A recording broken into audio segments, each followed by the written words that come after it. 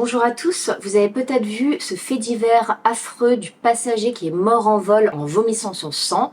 Alors pourquoi est-ce qu'on vomit du sang? En fait, il y a deux causes principales. La première, c'est l'ulcère. C'est une ulcération comme un aft qui va se former dans la muqueuse de l'estomac. Ça peut être dû à une bactérie qui s'appelle Helicobacter pylori qui vient inflammer l'estomac. Ça peut être dû aussi à d'autres causes, dont l'utilisation des anti-inflammatoires non stéroïdiens ou de l'aspirine. C'est des médicaments que vous utilisez souvent dans les douleurs, dans le rhume. Il y en a certains qui sont en vente libre. Il y a eu pas mal d'alertes sur ces médicaments parce qu'ils ont beaucoup d'effets indésirables, dont le fait qu'ils peuvent favoriser les ulcères. En fait, quand il y a cet aft, le risque c'est qu'ils viennent toucher un vaisseau sanguin et que ça saigne.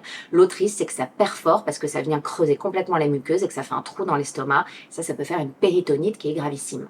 L'autre cause principale des hémorragies digestives hautes, c'est les ruptures de varices œsophagiennes. En fait, c'est comme les varices des jambes. C'est les veines qui se dilatent au niveau de l'œsophage et qui vont pouvoir se rompre et saigner abondamment. Ça peut faire une hémorragie cataclysmique avec une mortalité très élevée, jusqu'à 20% de mortalité sur ces ruptures de varices. Et en fait, ça arrive quand il y a une maladie du foie, une cirrhose, que le foie est dur, donc le sang ne peut pas bien revenir dans les vaisseaux du foie, donc les veines se dilatent et peuvent se rompre. Alors ça, le problème, c'est qu'il n'y a pas de signes avant-coureurs. En fait, ce qu'il faut faire, c'est les dépister chez les gens qui ont des maladies du foie et de les traiter quand il y en a.